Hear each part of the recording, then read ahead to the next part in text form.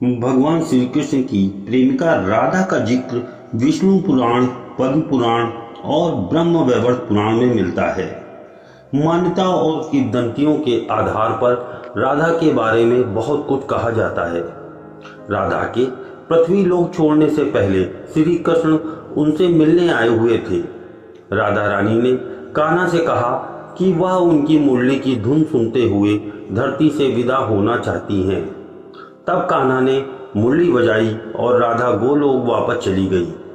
कहते हैं कि श्री कृष्ण अपनी प्रेमिका की मृत्यु बर्दाश्त नहीं कर सके और उन्होंने बांसुरी तोड़कर झाड़ी में फेंक दी। आइए जानते हैं राधा रानी के बारे में रोचक तथ्य। कथा है कि एक बार सूर्य ग्रहण के समय देवी राधा माता यशोदा और नंद बाबा के साथ कुरुक्षेत्र आई थीं। उस समय भगवान श्री कृष्ण का रुक्मिणी से विवाह हो चुका था। यहाँ पर राधा और कृष्ण की भेंट हुई और रुक्मिणी ने भी पहली बार राधा को देखा। रुक्मिणी ने राधा को गर्म दूध पीने के लिए दे दिया। राधा ने इस दूध को पी लिया। इससे भगवान श्री कृष्ण के शरीर पर फफोले हो गए। रुक्मिणी ने जब भी श्री कृष्ण के शरीर पर फफोलों को देखा तो इसका कारण पूछा। श्री कृष्ण ने बताया कि राधा की गर्म दूध पीने से उन्हें ऐसा हुआ है, क्योंकि राधा उनके हृदय में रहती हैं। राधा को कष्ट होने पर असर मुझ पर होता है, यह तो राधा कृष्ण के प्रेम की गहराई की झलक मात्र है। इनके प्रेम की कुछ और भी रोचक बातें हैं। राधा और भगवान श्री कृष्ण में आयु का बड़ा अंतर था। देवी राधा श्री कृष्ण से बड़ी थी। ऐसी कथा है कि भगवान श्री कृष्ण के जन्मोत्सव पर देवी राधा अपनी माता कीर्ति के साथ नंद राय जी के घर नंदगांव आई थी। उस समय राधा करीब 11 महीने की थी और माता की गोद में बैठी थी, जबकि श्री कृष्ण पालने में झूल रहे थे। वैसे कहीं कहीं राधा कृष्ण में 5 साल का अंतर भी बताया जाता है। ब्रह्म वैवर्त पुराण के प्रकृति खंड 2 के अध्याय 49 के श्लोक 39 और 40 के अनुसार राधा जब बड़ी हुई तो उनके माता पिता ने रायान नामक एक वैश्य के साथ उनका संबंध निश्चित कर दिया। रायान माता यशोदा का सगा भाई था, पर हम इस किंवदंती की पुष्टि नहीं करते हैं। दक्षिण में प्रचलित कथा के अनुसार श्री राधा ने भगवान श्री कृष्ण को तब देखा था जबकि माता यशोदा ने उन्हें ओखल से बांध दिया था। श्री कृष्ण को देखकर श्री राधा बेसुध सी हो गई थीं। उत्तर भारतीय मान्यता अनुसार कहते हैं कि वह पहली बार गोकुल अपने पिता वृषभानु जी के साथ आई थी। तब श्री कृष्ण को पहली बार देखा था। कुछ विद्वानों के अनुसार संकेत तीर्थ पर पहली बार दोनों की मुलाकात हुई थी। गर्ग संहिता के अनुसार एक जंगल में स्वयं ब्रह्मा ने श्री राधा और श्री कृष्ण का बचपन में ही गंधर्व विवाह करवाया था। श्री कृष्ण के पिता उन्हें अक्सर पास के भंडिर ग्राम में ले जाया करते थे, जहां राधा रानी भी अपने पिता के साथ आती थी। वहीं दोनों का विवाह हुआ था। श्री राधा के परिवार को जब पता चला कि यह श्री कृष्ण की मुरली सुनकर उनके प्रेम में नाचती हुई उनके पास पहुंच जाती हैं, तो उन्होंने श्री राधा को घर में ही कैद कर दिया था।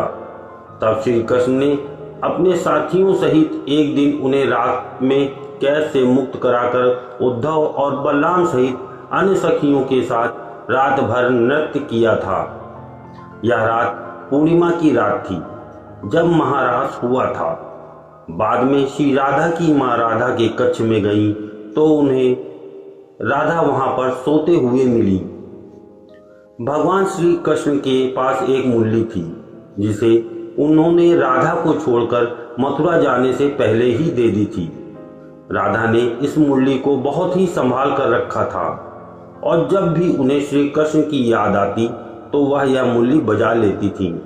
श्री कृष्ण उनकी याद में मोर पंख लगाते थे और वैजंती माला पहनते थे। श्री कृष्ण को मोर पंख तब मिला था जब वे राधा के उपवन में उनके साथ नृत्य कर रहे मोर का पंख नीचे गिर गया था।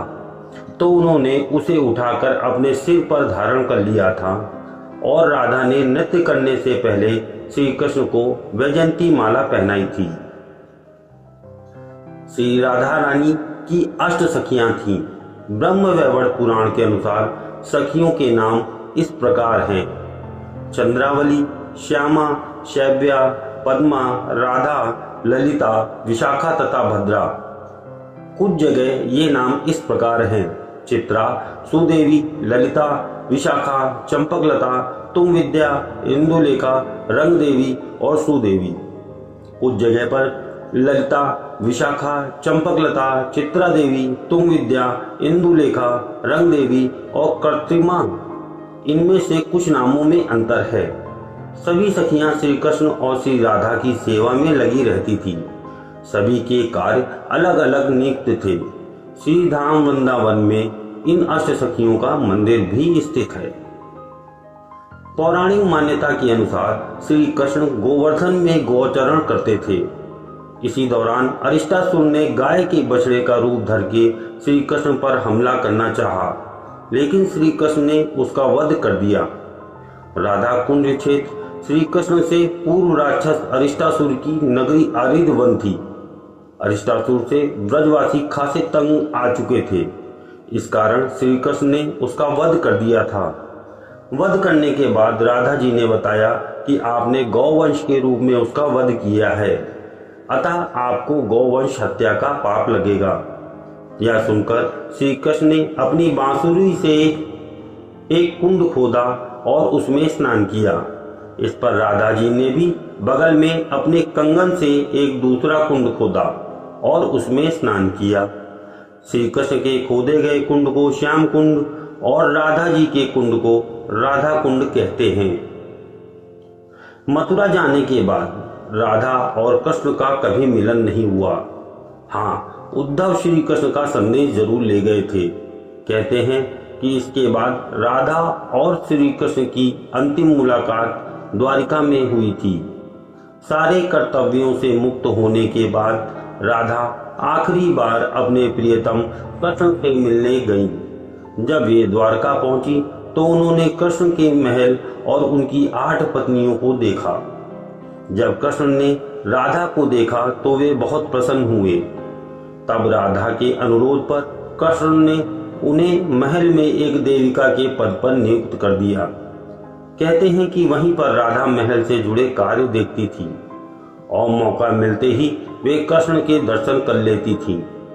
एक दिन उदास होकर राधा ने महल से दूर जाना तय किया। कहते हैं कि राधा एक जंगल के गांव में रहने लगी। धीरे धीरे समय बीता और राधा बिल्कुल अकेली और कमजोर हो गई। उस वक्त उन्हें भगवान श्री कृष्ण की याद सताने लगी। आखिरी समय में भगवान श्री कृष्ण उनके सामने आ गए।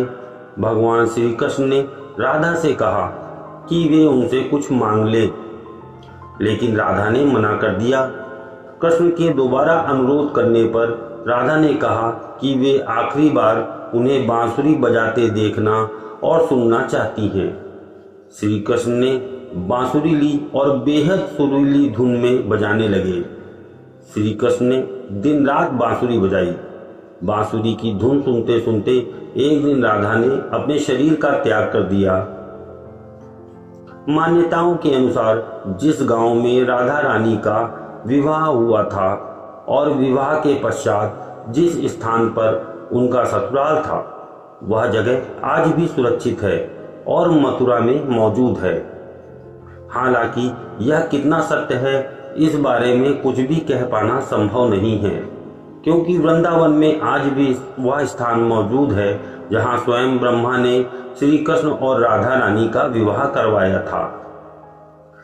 ऐसे में ब्रजवासियों के लिए राधा रानी श्री कृष्ण से विवाहित हैं और उन्हें ही सब श्री कृष्ण के साथ पूजते हैं। वहीं ऐसा भी माना जाता है कि राधा रानी लक्ष्मी माता का अवतार थीं।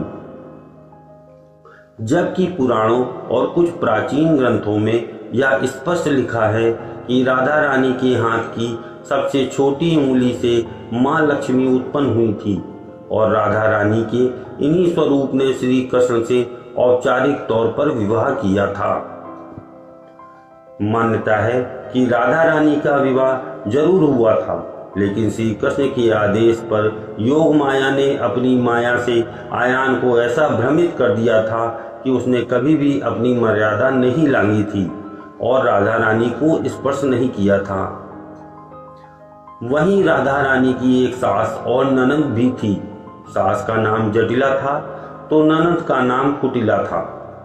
आज भी जाटव गांव में राधा रानी के पति, सास और ननंद का मंदिर स्थापित है और राधा रानी के कारण उन्हें पूजा जाता है। धन्यवाद। जय श्री कृष्ण।